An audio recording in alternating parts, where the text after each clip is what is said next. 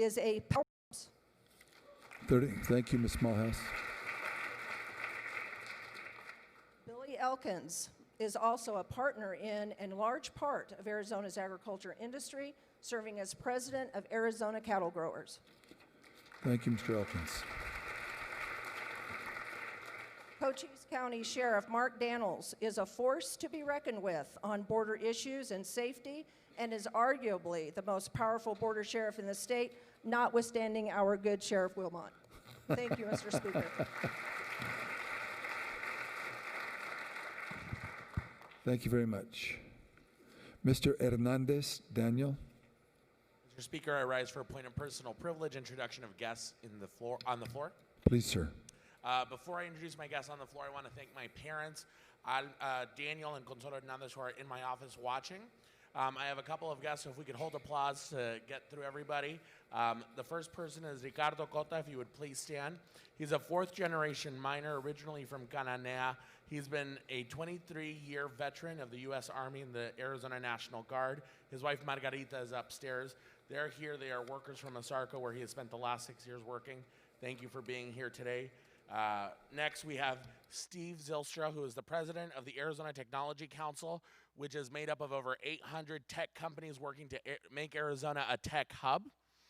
If we could have Ben Collingsworth, or Mr. Ben as he is known in the classroom, who is a preschool teacher and an Arizona Educational Foundation Ambassador for Excellence. And last but certainly not least, Scott Jones, a 20-year decorated Air Force veteran who was awarded the Bronze Star with Valor. He is also a railroad engineer and is the state legislative director with the Smart Union. Let's give them all a round of applause. Thank you.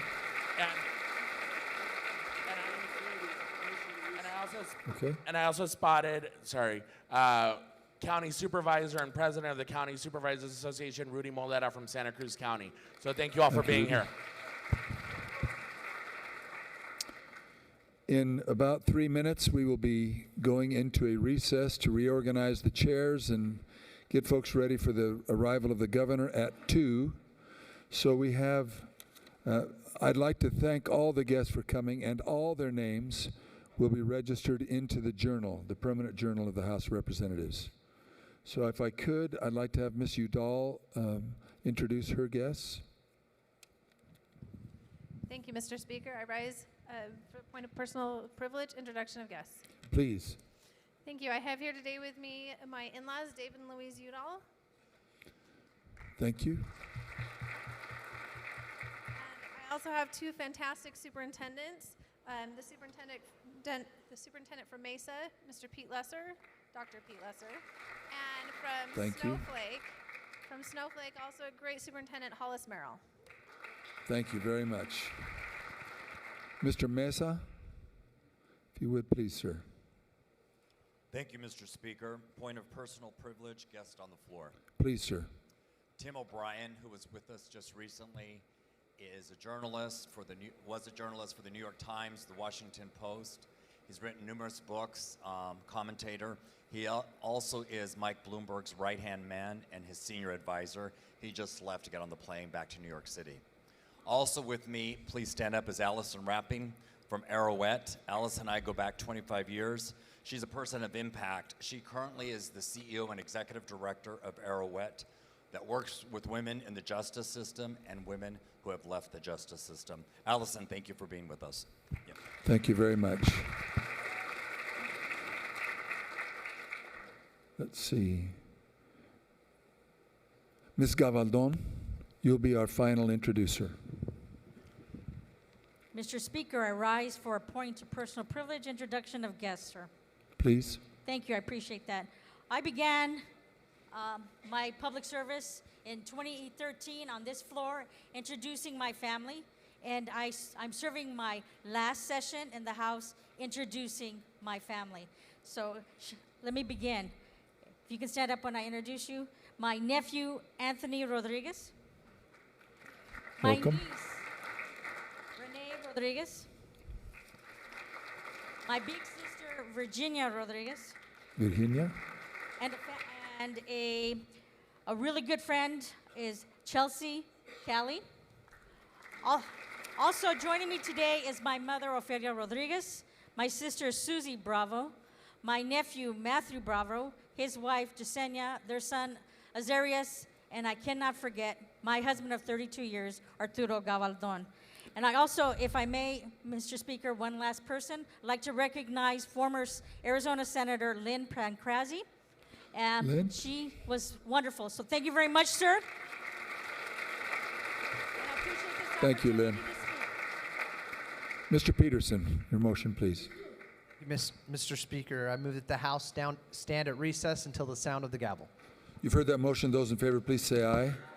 Those opposed will say nay. It appears the ayes have it. Do have it so ordered. We will stand in recess till the sound of the gavel.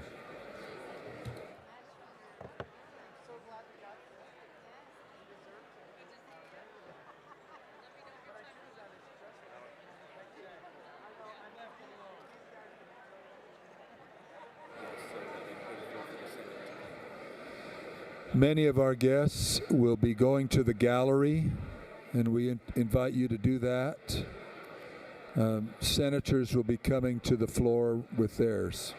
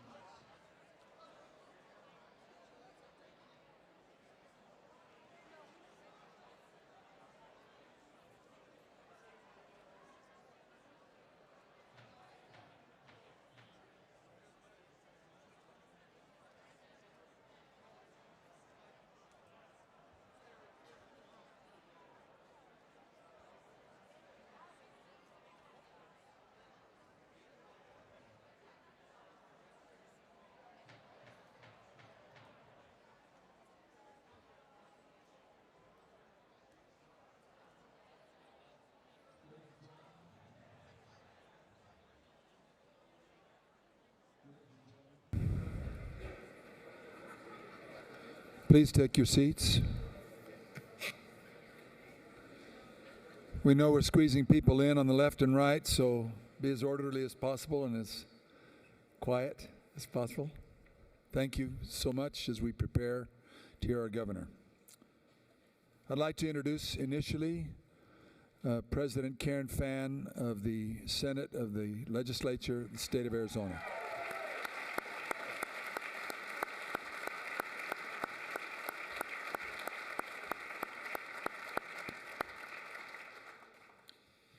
Mr. Sergeant of Arms, I believe you will announce the Joint Committee. Please, sir. Mr. Sergeant of Arms.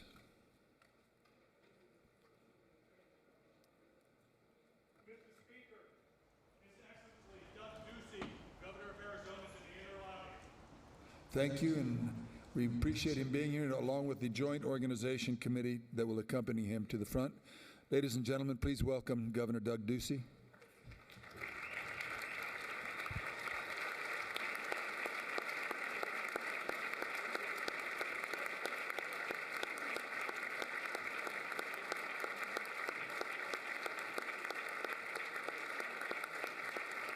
Don't trip on the rugs, Jeff. Yeah, exactly.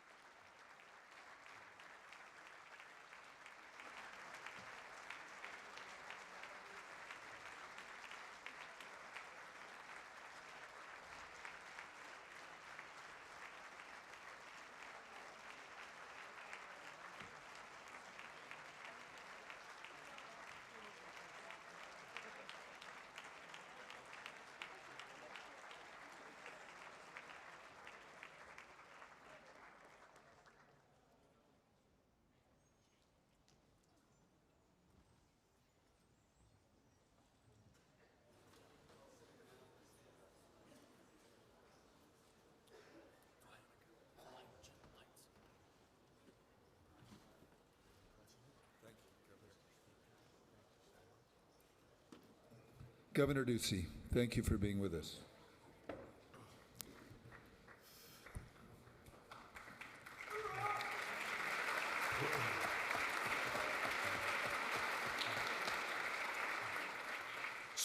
Speaker Bowers, President Fann, House Leaders Peterson and Fernandez, Senate Leaders Gray and Bradley, Chief Justice Brutinel, members of the legislature and judiciary, my fellow Arizonans, thank you so much for the warm welcome.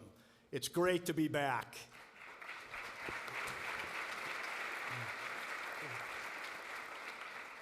Allow me to start with a question. Show of hands. Who here today in this chamber was born somewhere other than the state of Arizona? As you can see, there's a lot of us. I'll always be a kid from Toledo. And we have folks here from all over the country and all over the world. It's uniquely Arizona. We choose to move here, live here, make this home, and we're not alone. As we stand here today, more than 70% of our adult citizens were born somewhere else. So were some of our greatest state icons. Leaders like Secretary of the Air Force, Barbara Barrett. Trailblazers like Raul Castro. Legends like Jerry Colangelo. Quiet saints like Bill Bidwell. Giants like Sandra Day O'Connor. And heroes like John McCain and Pat Tillman. And the newcomers keep coming. Last year, we punched through 7 million people and left Massachusetts in the dust.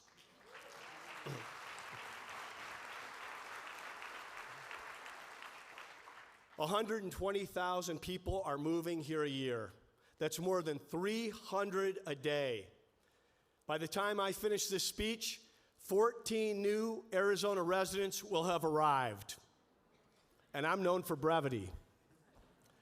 I think it's fair to say that I speak for all of us, the native Arizonans and the newcomers, when I say we love it here.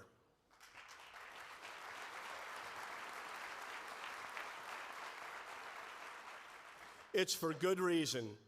Ladies and gentlemen, I'm proud to report the state of our state is strong.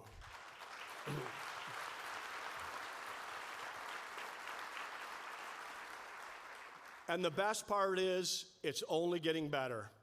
Look at all that's happening around us. Our crime rate is dropping, and school test scores are rising. Our credit rating is up, and our debt is way down. Household incomes have hit a record high, and our poverty rate has dropped faster than any other state in the nation.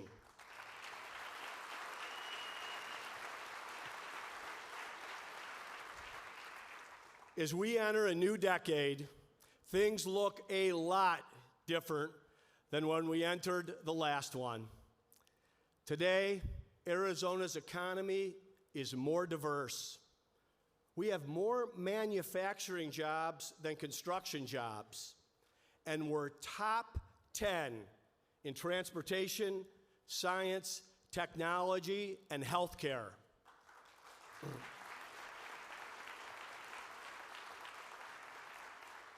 Our national reputation has never been better. Our relationship with Mexico has never been stronger. And with the new USMCA, we've paved the way for an even stronger trade relationship with our valued neighbors to the south.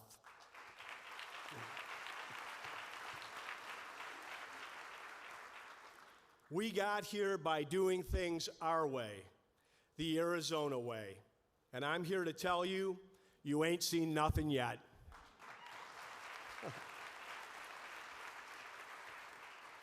Here, common sense still rules the day. Other states and DC politicians might be focused on growing government. Arizona grows opportunity. Our population is surging, but the size of our government is actually shrinking.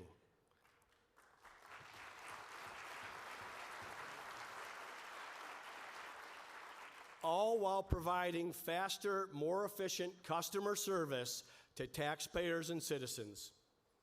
In Arizona, we believe in maximizing freedom and limiting government. We believe government should do fewer things, but do the things it does well. Let's continue hacking away at the permanent bureaucracy and the mother may I state.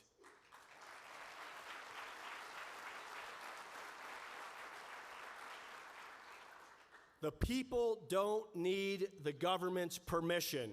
The government needs the people's permission. First state in the nation to pass the American Civics Act. 34 others have followed suit, only 15 more to go.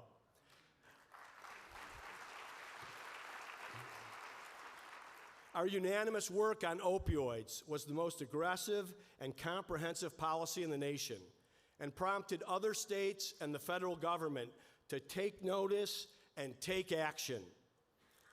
And way back in 2016, we protected free speech on our college campuses. When it takes Texas 3 years to catch up, you know we're doing something right.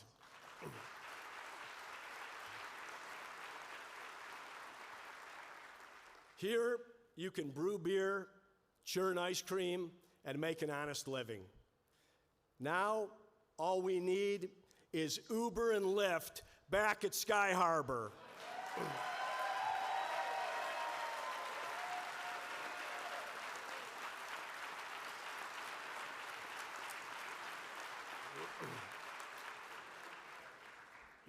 We launched the Happy Babies program to let new parents bring their infants to work. And how do we know it was a great idea? Because in California, it got vetoed. We fired the lobbyist freed the blow dryers, and along the way even managed to legalize potlucks.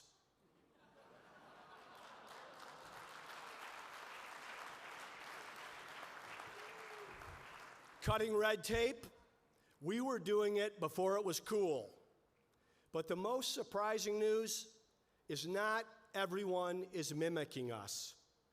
Places like California, Illinois, Washington State, Connecticut, and New York, they're taking the opposite approach. Higher taxes, more regulations, wasteful spending, mountains of debt. That's the wrong way. We'll stick to the Arizona way.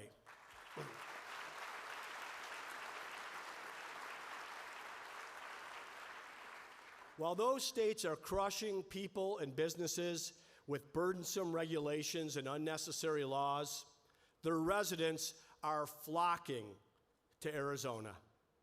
Here, we're not just open for business, we're open for opportunity for everyone.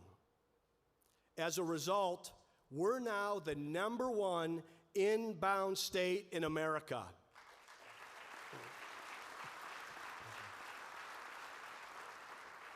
Our economy is roaring. 350,000 new jobs since 2015. It's reflected in our bursting general fund and growing revenues. But for those of you who don't know me that well yet, spoiler alert, we're not going on a spending spree.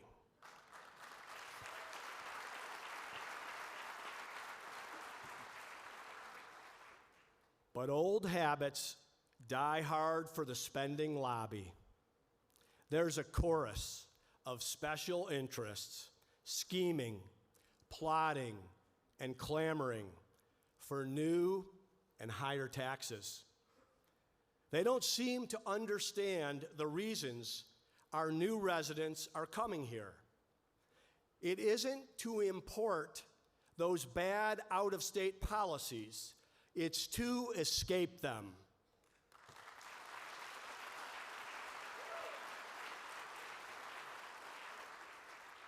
So let me reiterate what I've said in 5 prior State of the State speeches and 2 inaugural addresses, because apparently it bears repeating. No new taxes. Not this session, not next session, not here in this chamber, not at the ballot box, not on my watch.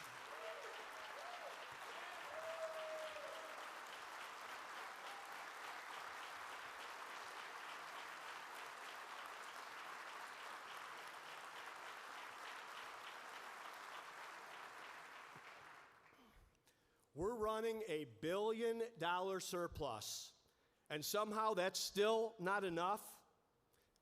Give us a break. Even better, give the hard-working taxpayers a break.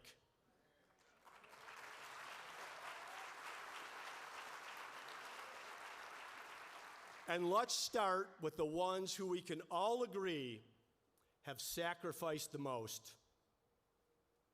We are blessed to have more than 600,000 veterans in our state.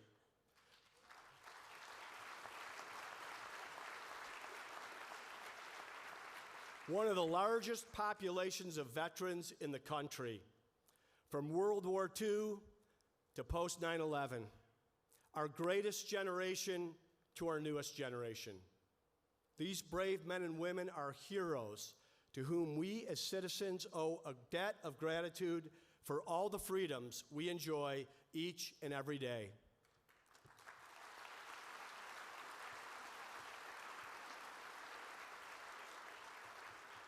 I'd like to ask all the veterans in the chamber today to please rise so we can recognize and honor your service.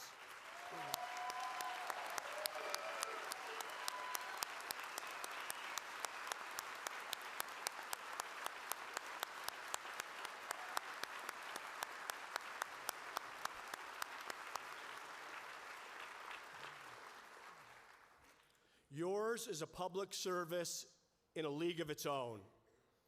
As President Lincoln said of our veterans, the world will little note nor long remember what we say here, but it can never forget what they did here. To say these individuals are great Americans is an understatement. Once retired, our vets continue to give back. We can never repay them, but we can at least do our part to demonstrate our appreciation.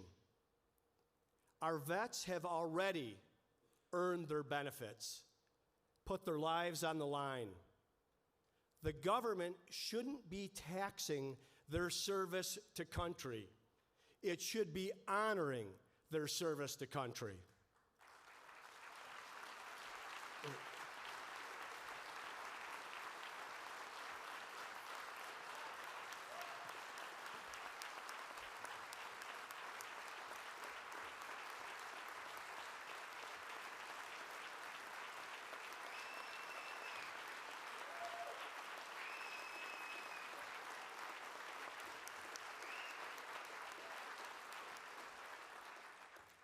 Our budget does this by eliminating all state income taxes on our veterans' military pensions once and for all.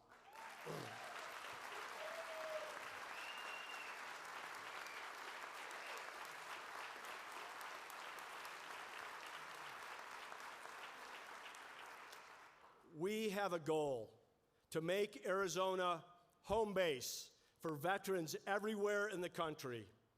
These women and men make our state stronger. To all our veterans everywhere, from California to New York State, Arizona wants you, all of you.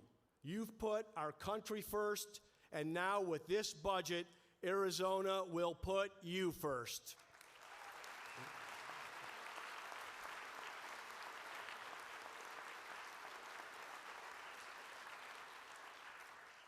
Eliminating taxes for our veterans is one way, but not the only way we can honor our heroes. We're connecting veterans to jobs, and we're working towards the opening of 2 new veterans' homes. And the battlefield isn't the only place where our servicemen and women's lives is at risk. Once they come home, they face new challenges, with suicide rates 3 times higher among Arizona's veterans. Our Department of Veteran Services, under the direction of Colonel Wanda Wright, is a national leader in addressing veteran suicide. Through the Be Connected program, veterans are connecting with one another for support and behavioral health services. But more needs to be done for all Arizonans struggling with this growing crisis. It's now the 8th, and when it comes to our kids in the iPhone era, they face a world dramatically different, covering mental health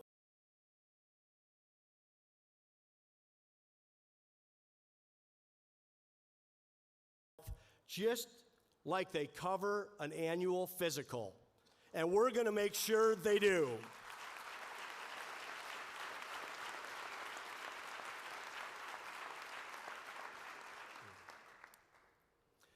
I've called on you to get rid of old laws.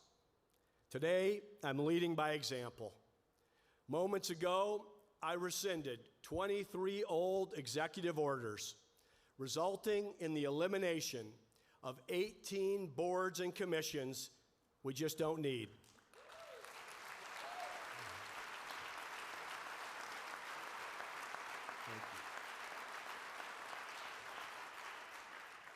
Don't worry, I'm not going to go through the list. You won't miss them. We've been on a blitz to wipe out needless regulations. 2,289 gone.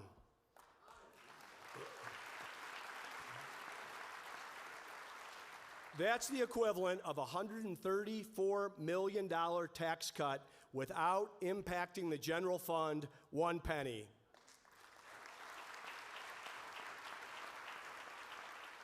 But we're not done yet. I've issued a new executive order with a new reform. If the government ever deems a new regulation absolutely necessary, it must first identify 3 others to eliminate.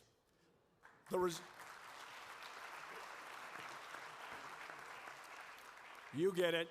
The result, new regulations will naturally mean less regulations.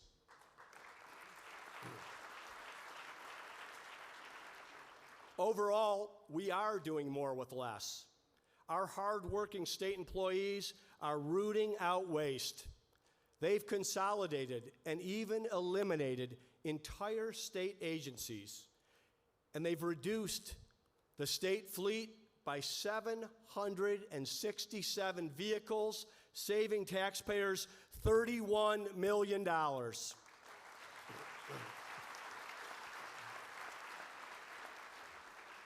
Other areas of government could follow their lead. There are hundreds of unelected boards and commissions that exist in a dark corner of state government, often escaping accountability and scrutiny. We've sought to chip away at the deep-rooted cronyism, but there's still too many insiders and industry good old boys.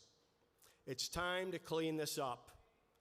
Senator Michelle Ugenti Rita has a bill that puts real people, unbiased people, on these boards. Let's pass it.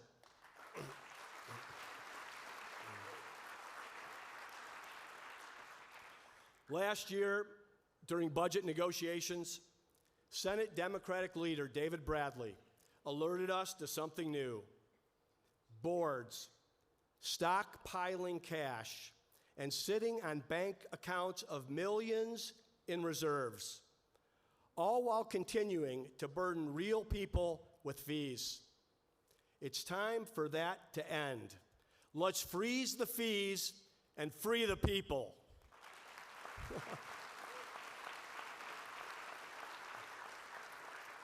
Plumbers, barbers, nurses, and engineers. No one should ever have to buy their freedom back from the government, least of all the men and women who have served our country. You heard me say I want Arizona to be the national leader for veterans. Well, Representative Joanne Osborne's got the bill for our heroes and military spouses. Polish your resumes. We're getting rid of your fees.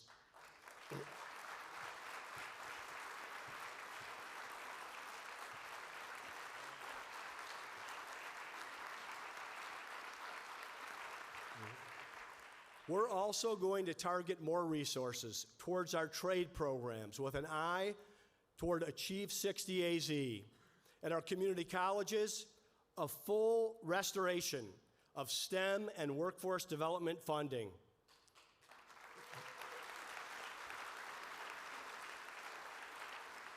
In our public schools, more dollars to CTE trade programs that train students in the high-demand careers of the future.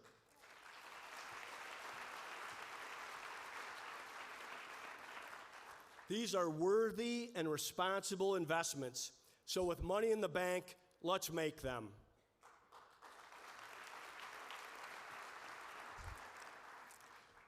We prioritize fiscal responsibility.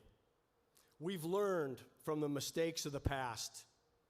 This building, we now own the deed.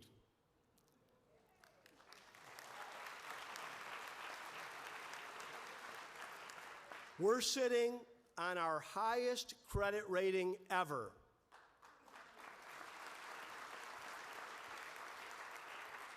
Treasurer Yee, how about that permanent land endowment trust fund? $6.2 billion, the largest in history. Well done. And last year, instead of going on a sugar high and spending through our surplus, we brought our rainy day fund to a record-breaking $1 billion.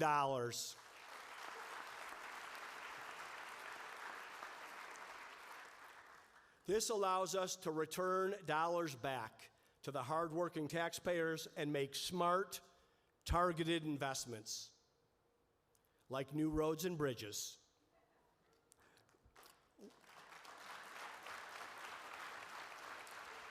We've fully and permanently restored transportation dollars for our rural communities.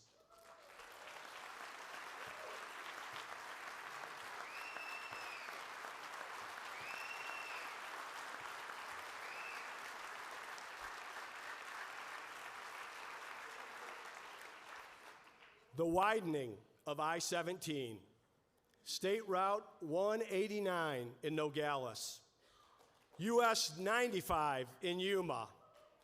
Last week, I called on the federal government to fund the Tonto Basin Bridge.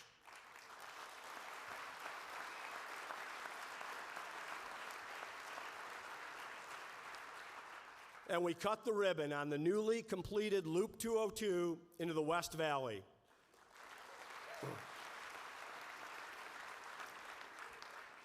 It's progress. And next on the list, I-10.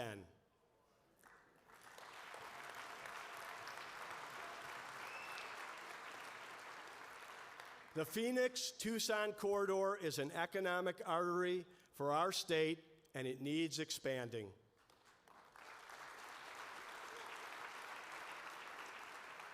It's time to accelerate completion of I-10's widening in both directions between our two largest cities. Our budget puts the pedal to the metal with the construction of a new 6-lane bridge over the Gila River.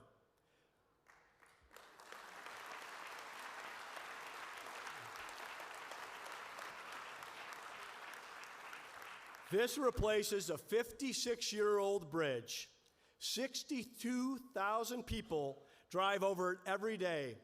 That's 23 million a year. So let's break ground ASAP.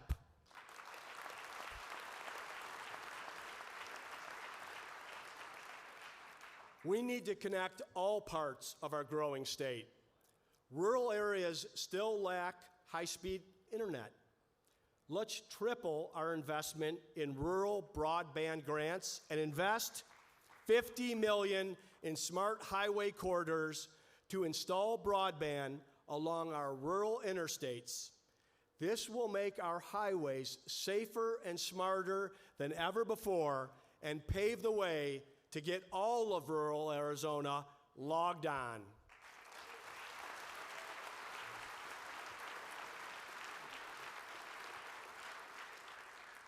All throughout our priorities, you'll see a focus on rural Arizona because there are 15 counties, and newsflash, there are needs outside of the great state of Maricopa.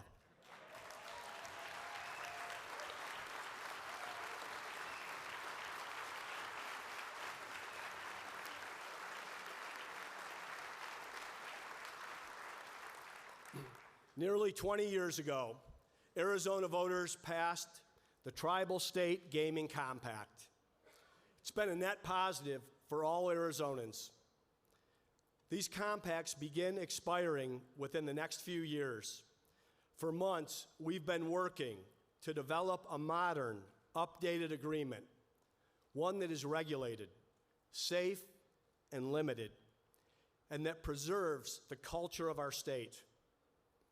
I'd like to thank all the tribal leaders who have been hard at work on these negotiations. It's been a give and take, and a worthwhile agreement is this close. We owe it to our tribes and our citizens to get this done. Thank you.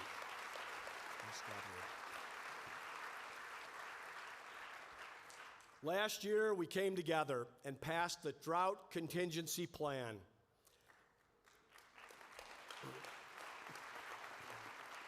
It was the most significant water policy in 40 years. We will continue to protect Lake Mead, the Colorado River, groundwater, and our ag jobs.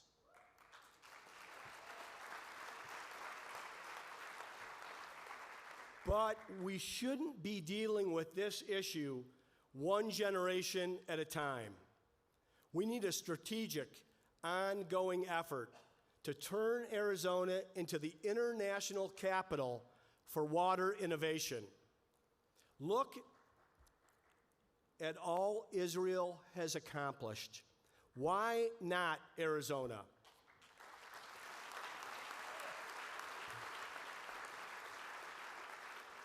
We've been a leader on water, and with this approach, we will be an even stronger leader far into the future.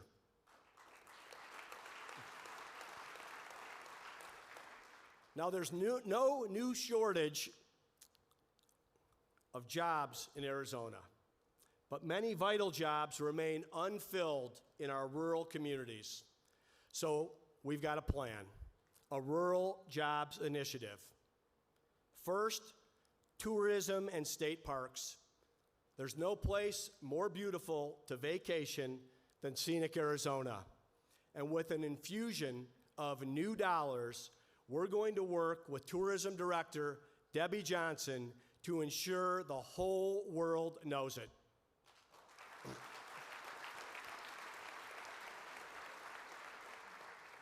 Next, workforce. Small business is the backbone of our economy.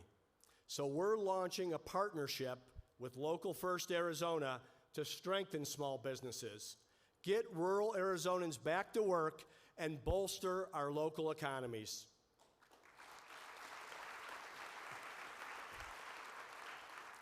Our community colleges are creating a pipeline of talent. So we're expanding these efforts with a $4 million investment in our rural colleges. There are currently over 2,000 manufacturing jobs available outside Maricopa and Pima counties. Let's get these jobs filled and attract even more.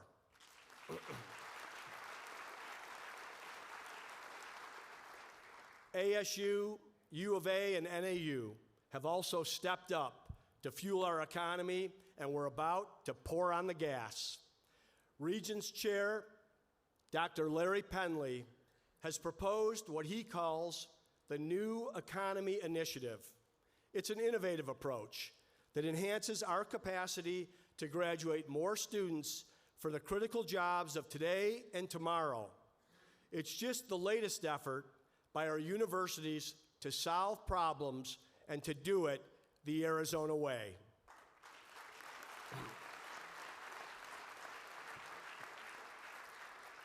Like working to address the national teacher shortage. Through the Arizona Teachers Academy, we made a commitment to our aspiring teachers. You stay and teach in Arizona, and we'll cover your college tuition. The effort is paying off. Enrollment in the Teachers Academy has skyrocketed, with 2,170 students now participating. We're proud to have some of the students and graduates of our Teachers Academy here today. Ladies and gentlemen, will you join me in welcoming these new Arizona teachers?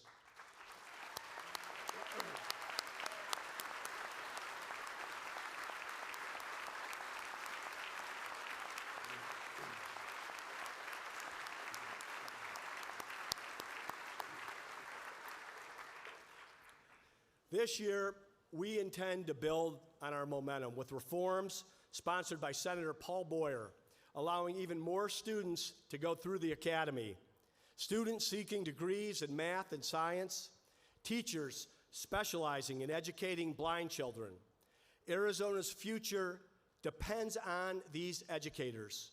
Let's provide them with access so they can get to the front of the classroom debt-free.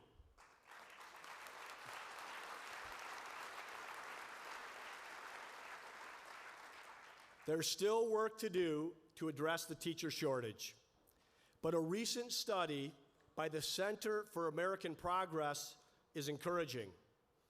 Arizona has experienced the second highest growth in new teachers enrolling in teacher preparation programs, we're actually one of only 5 states out of 50 seeing an increase in enrollment. And this is news we can all celebrate, because the state of our state can only be strong with strong public schools.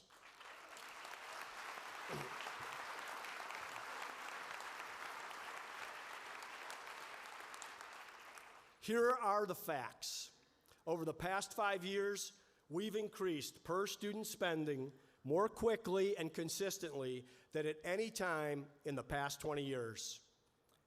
Today, Arizona is one of only a few states in the nation demonstrating academic improvements over the last decade.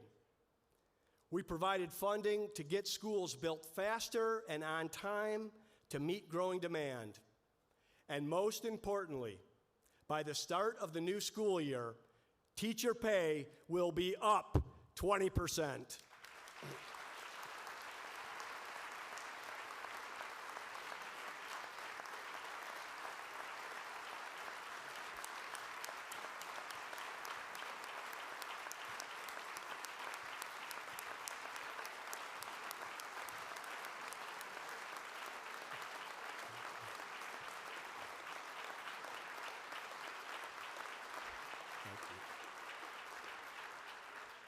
In total, we've pumped $4.5 billion in new investments in Arizona schools.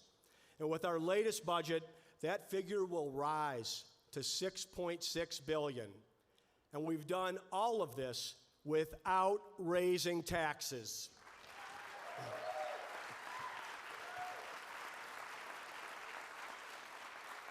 In addition, an even larger investment in school counselors, cops on campus, and school safety. A stronger focus on CTE and the trades. More money for the Arizona's Teachers Academy and Teach for America. And a full, complete, and accelerated restoration of flexible funding 2 years ahead of schedule.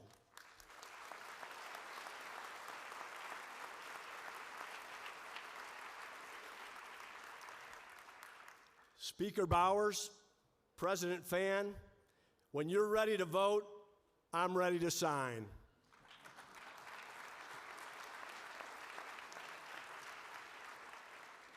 There's still more we can do to help children in our state who are facing the biggest challenges. The late, great John McCain called education the civil rights issue of the 21st century. And he was right. As he put it, what is the advantage in a low-income area of sending a child to a failing school and that being their only choice? In that spirit, we've worked hard to create more choice and opportunities for kids and their parents. Open enrollment, public charter schools, education savings accounts. And in Arizona, much of this work has been bipartisan. We're celebrating 25 years of public charter schools in our state, another Arizona idea that's been a model for the country. And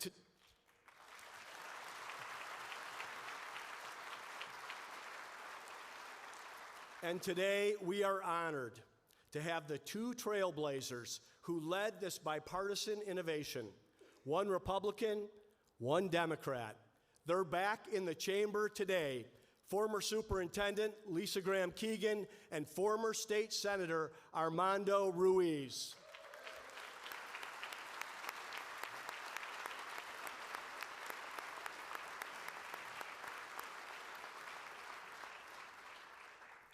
This is truly something that makes Arizona unique.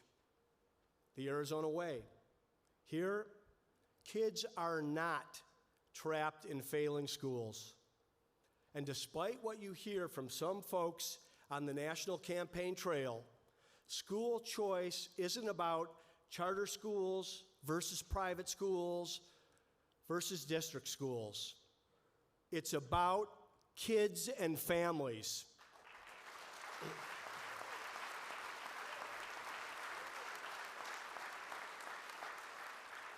When we debate these issues here at the Capitol, it's easy to forget the fact that real people and real kids are impacted by these policies. Kids like Adonis Watt. At age 5, Adonis was diagnosed with a rare form of congenital glaucoma, and as a result, went blind. And while he may have lost his sight, he did not lose his drive. Today, at age 15, Adonis is a hero of many, a superhero to be exact. His passion is an inspiration to fellow students at Brophy Prep and to everyone who sees him score a touchdown at a Friday night football game. And now his story is being shared across the world through Marvel Comics' first Braille comic book, The Unstoppable Adonis.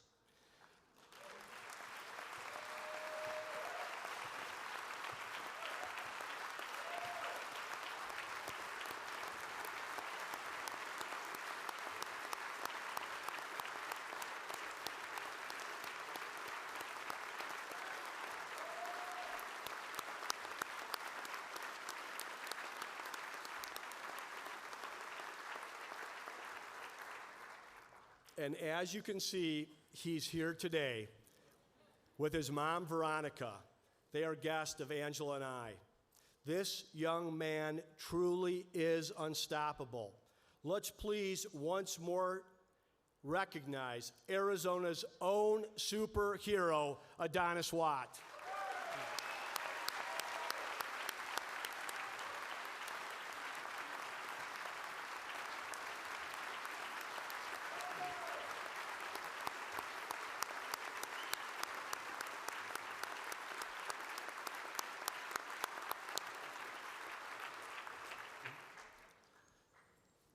Faced with the expense of Braille textbooks and specialized education needs, Veronica chose to pursue Adonis's education using an ESA.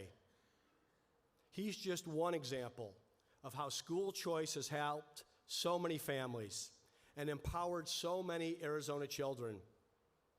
Children of men and women in uniform, children with special needs, and our Native American population. Like every other Arizona parent, Savannah James is dedicated to ensuring her child, Bethany, receives a quality education. She selected a school near their home on the Navajo Nation. For years, Hilltop School served Bethany well. Imagine their surprise when they received a letter from the heavy hand of government declaring the school out of bounds and demanding repayment of their funds from their education savings account. This is an example of government losing sight of the people it's supposed to serve.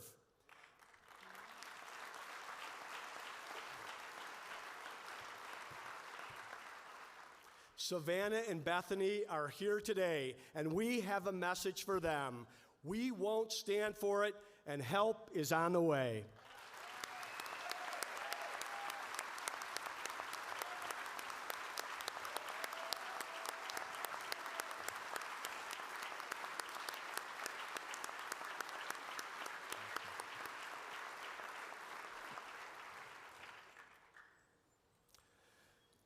When it comes to what's next, we plan to focus our resources on the places it can make the most difference, targeting the achievement gap in low-income schools.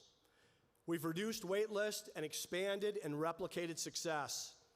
In Maryvale, a new Vista College prep is evidence.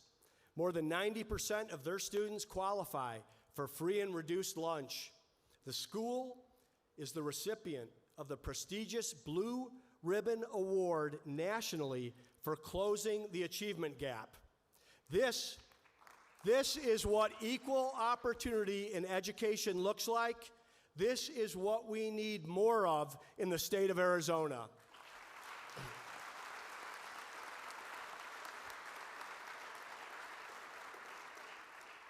Results-based funding has been one way to reward and replicate success in our best public schools. It's working. Let's expand it and continue to recognize the achievements and needs of high-poverty schools where educators are doing amazing things to beat the odds.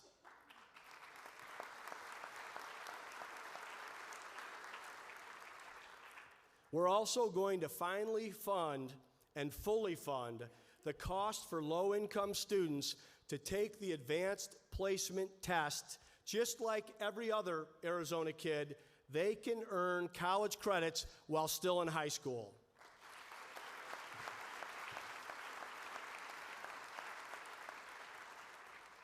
And we have a proven model to scale success in our most struggling schools.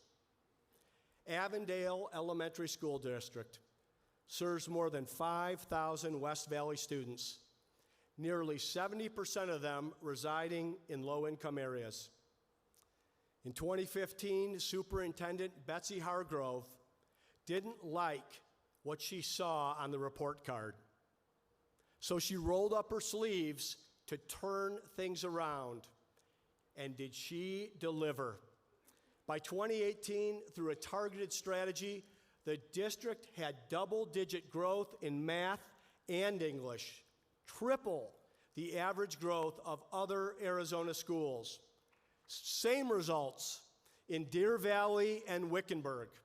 Superintendents Betsy Hargrove, Curtis Finch, and Howard Carlson are here today. Please join me in congratulating these school leaders.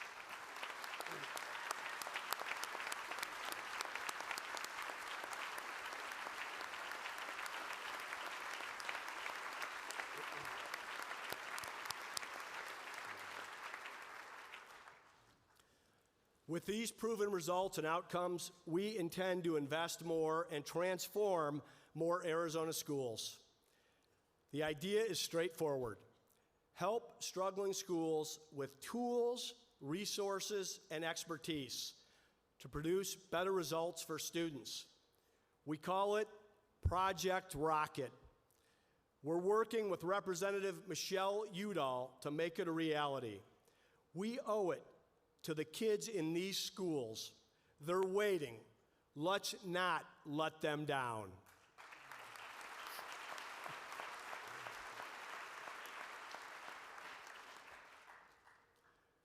We will continue to lead as the state that prioritizes our nation's founders and their founding principles. For we are called to participate as citizens, not spectators. And that responsibility demands knowledge and action. Today, only 1 in 4 Americans can name all 3 branches of government.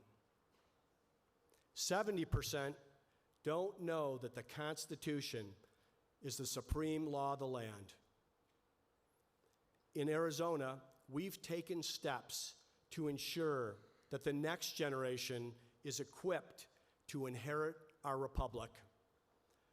Already, our high school students must pass the citizenship test before graduation. I'm proposing we expect more. Start them even earlier and give our middle schoolers a chance to complete this exam, because there is more to learn. As Margaret Thatcher said, European nations were made by history. The United States was made by philosophy, unique among all nations. The United States knows precisely when and exactly why it was founded. We are blessed to have one Arizonan who's the ideal of this aspirational creed. Her life is a living civics lesson, and Arizona is fortunate to be home to the institute that bears her name. I'm talking about Justice Sandra Day O'Connor.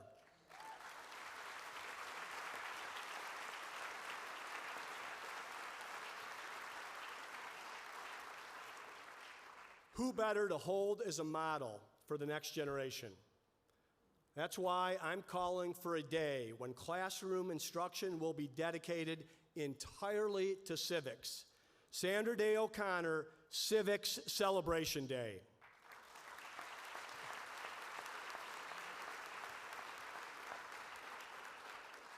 It's not enough to just teach the values of our founding principles. We must demonstrate them in our daily lives. Around the country, free speech and other constitutional rights guaranteed to the people are being assaulted or abandoned for safe spaces and trigger warnings. Some people would rather silence speech than hear an opposing view. Have they read our Constitution? Do they know why America was founded? Thankfully, we have 3 university presidents, Presidents Crow, Robbins, and Chang, who ensure Arizona's campuses are models for the rest of the country, where the marketplace of ideas is alive and well, and where diversity of thought and discourse are given room to grow. The Arizona way.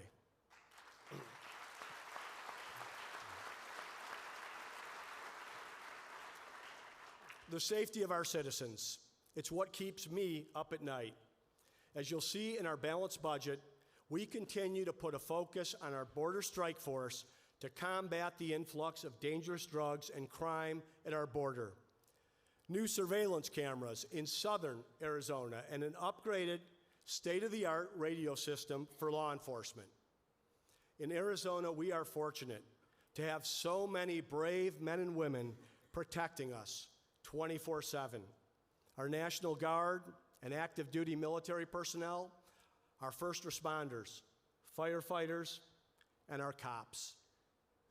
They brave challenges on duty and off with courage and dignity.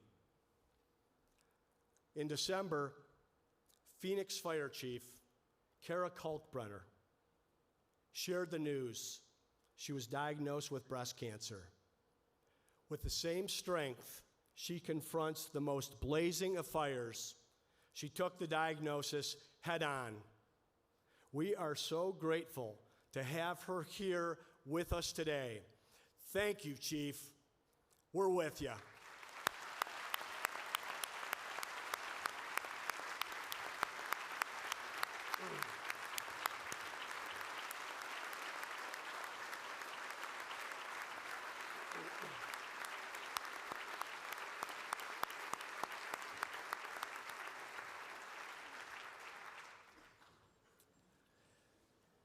These men and women run into danger to protect us. We saw it recently. One of our own state troopers brutally attacked in Tempe, fighting for his life after what seemed like a routine stop. By the grace of God, Trooper Hugh Grant is here with us today. He's a hero. Thank you, Trooper Grant.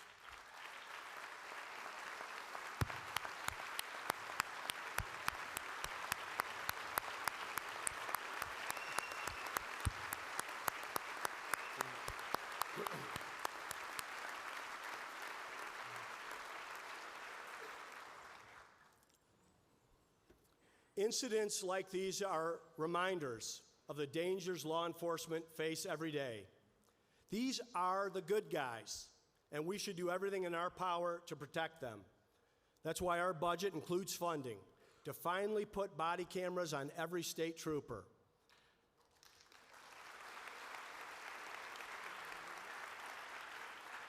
This is an idea backed by law enforcement and clear research. So let's make it happen. There's no doubt about it, public safety is the most important thing we do.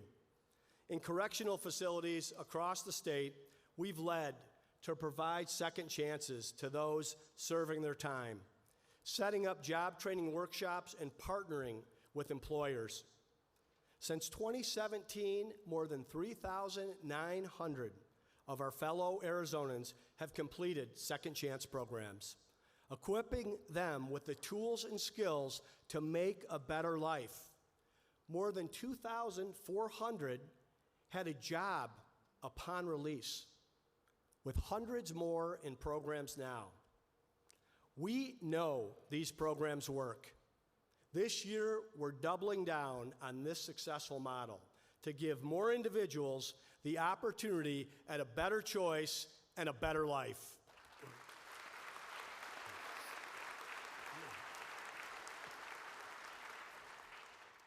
The new director, David Shin, is a former Marine turned public servant. He's dedicated his life to this noble cause, and he's building on these efforts to transform our correction system and change how we think and speak. So going forward, the department will take on a new moniker, one that more clearly reflects the agency's mission: the Department of Corrections, Rehabilitation, and Reentry.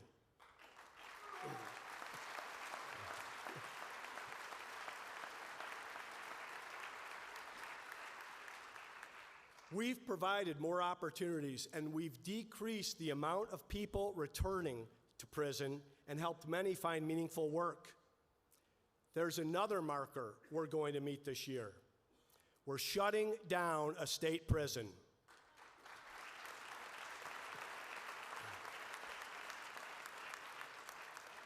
It will enhance safety at our remaining facilities and save taxpayers $274 million over the next 3 years.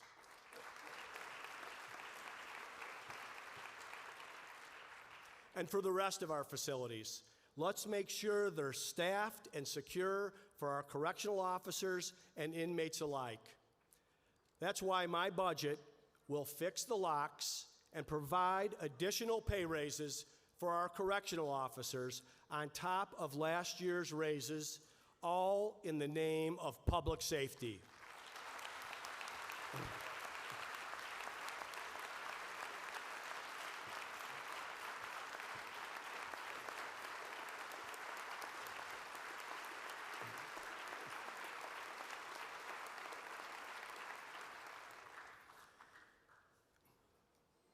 If anyone needed a reminder that here in Arizona, we respect the rule of law, last fall, the voters of Tucson demonstrated that loud and clear. There, in our state's second largest city, a troubling proposal to defy federal law was soundly and overwhelmingly rejected by Democrats and Republicans alike. It wasn't even close. And now it's time for all Arizonans to make their voices heard and enshrine it in our Constitution. TJ Shope has the ballot referral. This November, let's give all Arizona voters the opportunity to say yes to the rule of law and no to sanctuary cities.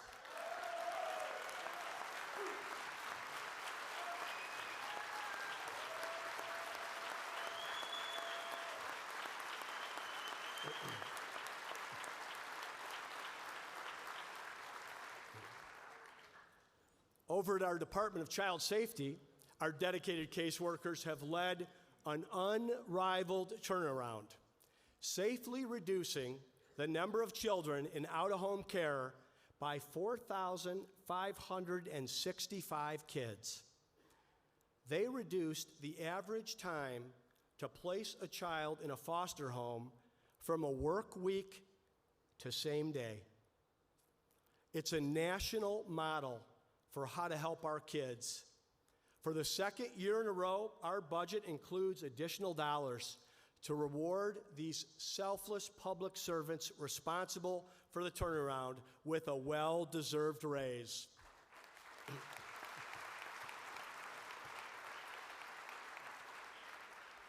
And if you want to shut down more prisons and reduce the homelessness rate, there's no better place to start than putting our children in loving homes.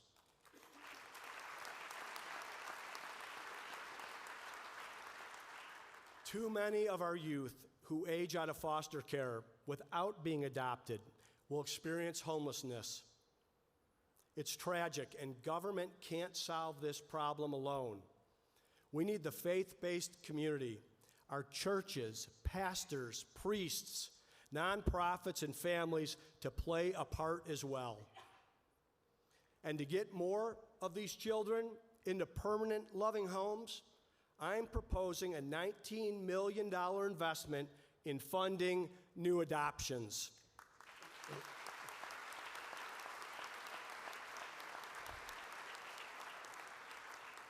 Our goal, keep brothers and sisters together and help children with disabilities. We'll also be doubling the grandma stipend to provide needed resources to keep families together.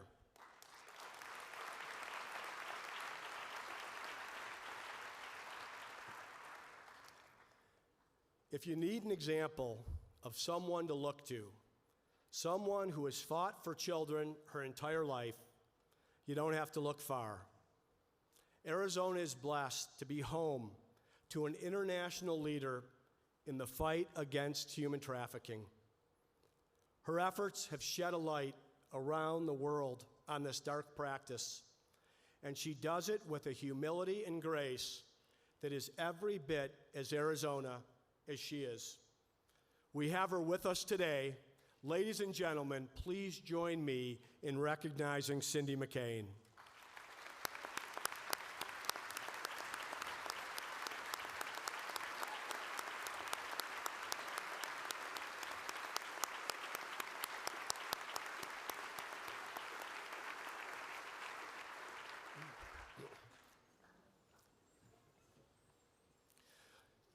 For those of us who have called Arizona home for decades, we know what makes our state truly special. We see it every day. For those who got here just yesterday, welcome to the crackling energy of booming Arizona. We're glad to have you. Here we do things a little differently. Here we believe in opportunity for all. We believe in solving the problems of today so future generations won't have to. We believe in the free market, the free exchange of ideas, and the freedom to make your own way. We believe in life and the potential of every child, along with the dignity of every individual. We believe when we put others first and work together, we can make a difference. Just this past Friday, the 4 leaders of these chambers, Democrat and Republican, sat together on the same stage for a civil, thoughtful, and honest discussion about the session in front of us. I enjoyed listening, and I learned a lot. And I couldn't help but think, can you imagine this ever happening in Washington, D.C.? It's called statesmanship. Let's follow the example set by Karen Fann, David Bradley, Rusty Bowers, and Charlene Fernandez. Let's demonstrate we can get things done, that the campaign can wait, that we can govern, and that we can do it together. It's how we do things here. It's the Arizona way. Let's get to work. Thank you, and God bless. Thank you.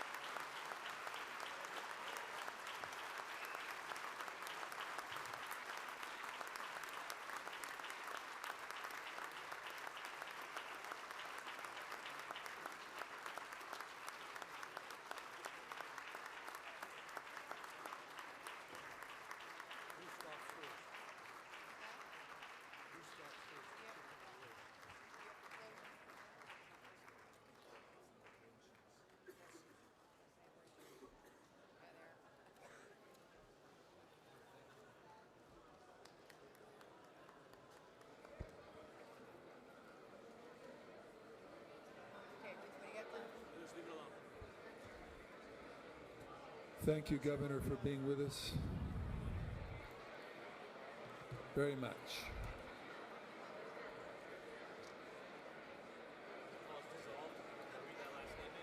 Okay. The joint session is now dissolved, and I would ask that the senators return to the Senate and House members please remain on the floor.